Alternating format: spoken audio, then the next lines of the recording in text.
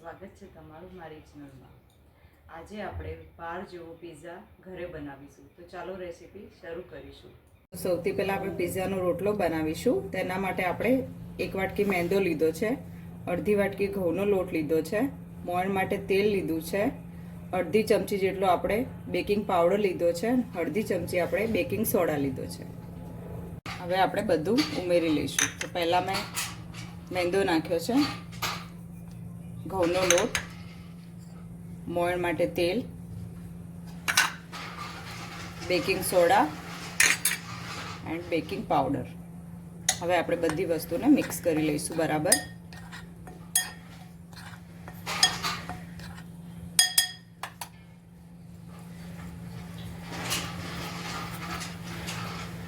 હવે આપણે થોડું થોડું પાણી નાખીને લોટને તૈયાર કરશું।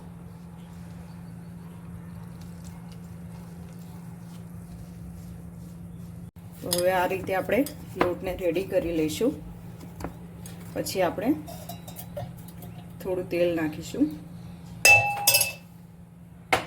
અને લોટને બરાબર મસળીશું।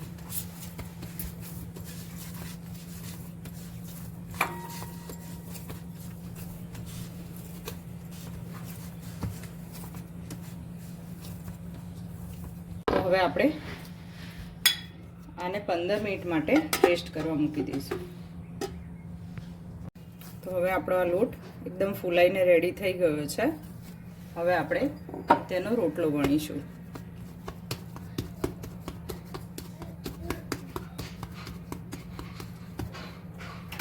સૌથી પહેલા આપણે નીચે થોડો મેંદો નાખી લઈશું।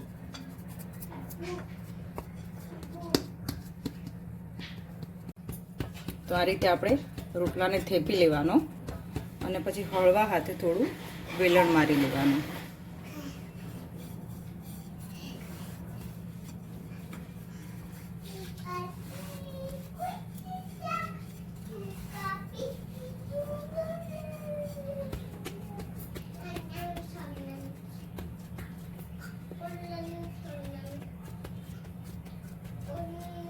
આપણો રોટલો ઘડાઈને તૈયાર છે। હવે આપણે એક ફોગ લેવાનું, એનાથી આપણે વચ્ચે એને આ રીતે હોલ કરી લેવાના।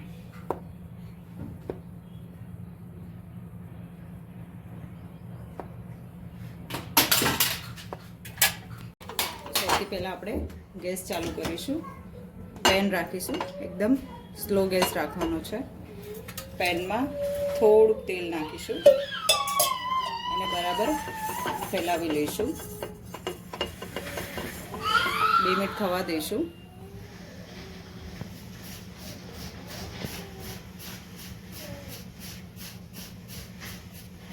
બે મિનિટ થઈ જાય પછી આપણે તેમાં રોટલો મૂકી દઈશું આ રીતે।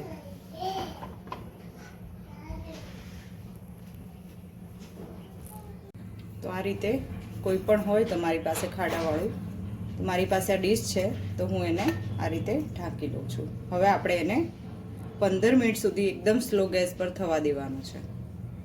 શેકાઈ ગયો છે આપણો। હવે આપણે આ જે સાઈડ કાચો છે તે શેકીશું। તો હવે આપણે એને પેનમાં મૂકી દઈશું, પાછું પેન પર ચડાવી લઈશું। તો 7 મિનિટ જેવું થયું છે શેકાતા આ બાજુ, અને હવે પલટ્યો છે આપણે, તેમાં પણ 5-7 મિનિટ લાગશે। ટોટલ આપણે 15 મિનિટ જ શેકવાનો છે। તો તમે જોઈ શકો છો આપણો રોટલો એકદમ શેકાઈને રેડી છે, કેટલો સ્પંચી બન્યો છે।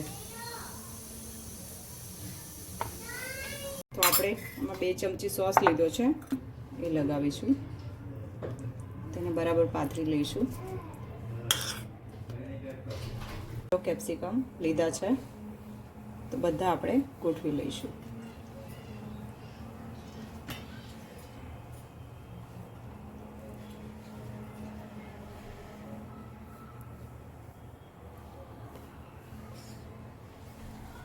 હવે આપણે તેમાં જે કાંદા છે એ પણ ગોઠવી લઈશું।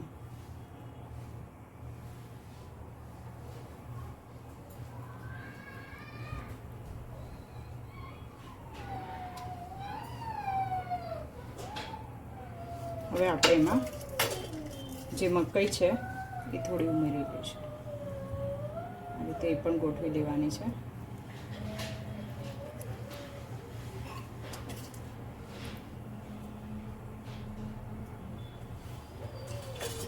હવે આપણે ઉપરથી ચીઝ જે છે એ છીણી લઈશું. હવે તમે જોઈ શકો છો આપણે બધું છીણી લીધું છે.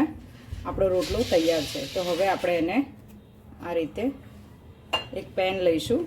હવે આપણે એમાં પાછું મૂકી દઈશું કૂક થવા ખાલી 3 મિનિટ બસ.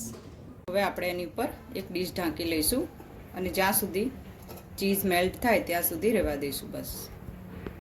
તમે જોઈ શકો છો તો આપણો પિઝા બનીને એકદમ તૈયાર છે.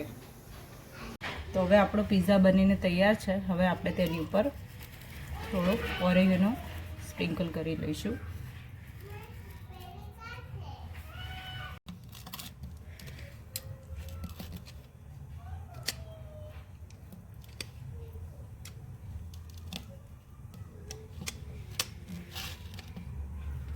તો આપણો પિઝા બનીને એકદમ તૈયાર છે. જો તમને મારી આ રેસીપી ગમે તો લાઈક સબસ્ક્રાઈબ કરવાનું ભૂલતા નહીં. જય શ્રી કૃષ્ણ.